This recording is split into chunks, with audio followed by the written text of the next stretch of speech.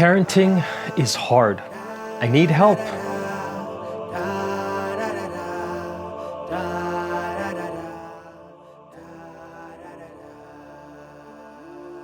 Assalamu alaikum wa rahmatullahi wa barakatuh. For the parents out there, I know what it's like. You have children, you want the best for your kids.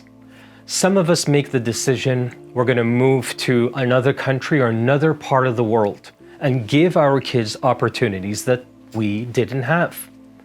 There's just one problem.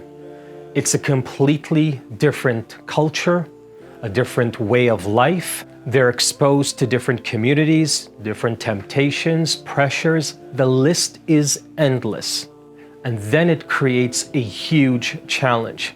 There is a massive conflict. Here you are as a parent, you're trying to instill certain values on your children, but because of their environment, where they may go to school, the friends that they have, the culture that they're being brought up in, it's completely foreign to your own.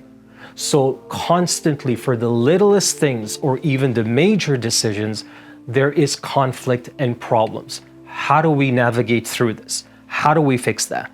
There's a couple of things that parents out there, I need you to understand.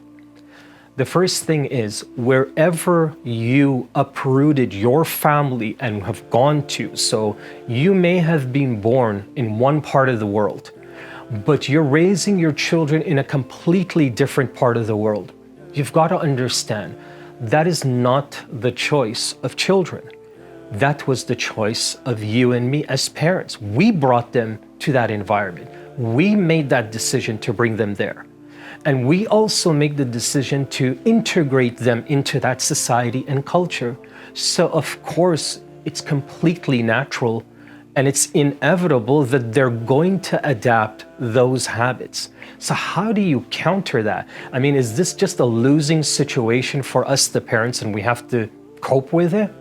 No, brothers and sisters. Parents, pay attention to a statement of Ali radiallahu anh. He once said, we were taught, meaning the Prophet ﷺ taught them. We were taught to raise our children different from how we were raised. What does that mean? It means, parents, you have to understand the society that our kids are being brought up in.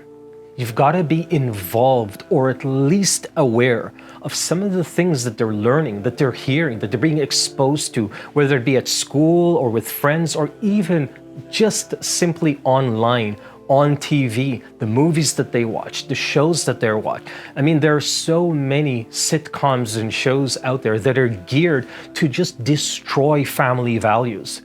So you've got to understand, like, they're going to spend hours a day watching this stuff and internalizing them.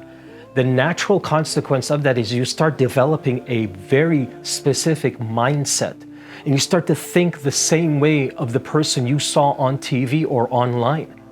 So just keep in mind, the first thing is to understand what they're being exposed to.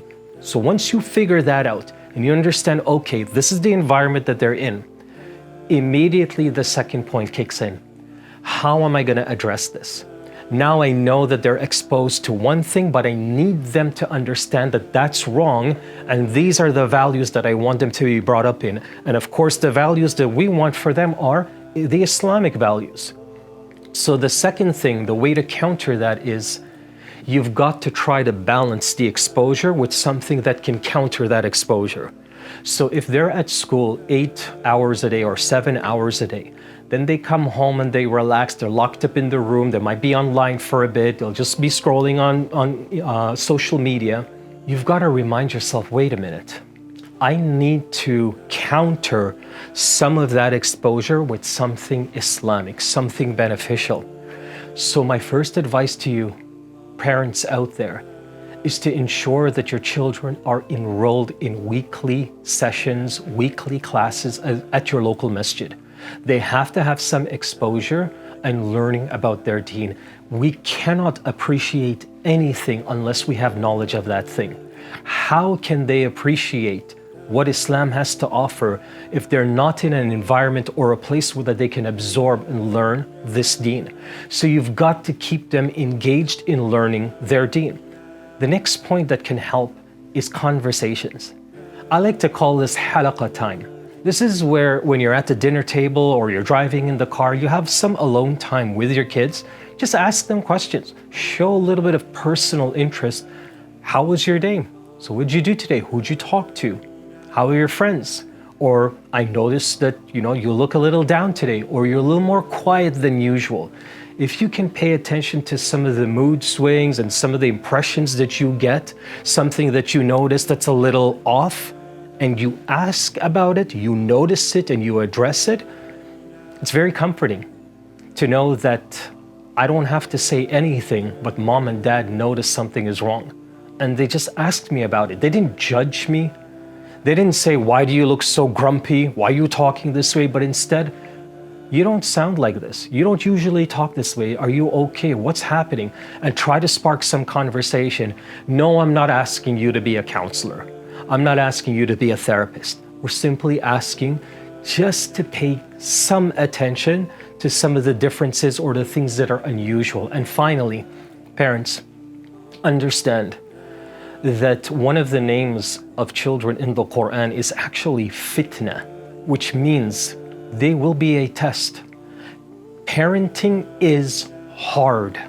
It is challenging. And only the parents who have children understand how challenging parenting is. So all the stress, all the sleepless nights, all the arguments, it's supposed to be there to an extent because it's part of the challenge of you learning to navigate how to raise another human being. Like that's not an easy feat for anybody. So understand that with those challenges, Allah will never burden you with something beyond your capacity. You have what it takes to raise your children. That's why Allah gave you these kids, because you have what it takes. Allah will not put you to raise children that are completely impossible or out of your control. But keep in mind one last thing, and that is everything is decided by Allah subhanahu wa ta'ala. The only thing that we can do as parents is we strive to do our best to give our children the best and hope and pray that insha'Allah ta'ala they can absorb some of those values and carry on that legacy, carry on that tradition. Our job, just like the Prophet ﷺ would say to his companions, وَمَا عَلَيْنَا إِلَّا الْبَلَاغُ. All we can do is just project the message, to tell you, to teach you, and hope that insha'Allah ta'ala with that knowledge you make the right decision. So may Allah subhanahu wa ta'ala make it easy for you. Don't give up on your children. Strive to remind them and teach them, no matter how annoying you might sound, no matter how fed up they might be. Your job, قُوا أَنفُسَكُمْ وَأَهْلِيكُمْ نَارًا. Protect yourself and your family from the fire. Do your best and inshallah leave the rest with Allah subhanahu wa ta'ala. May Allah make it easy for you. Allahumma ameen.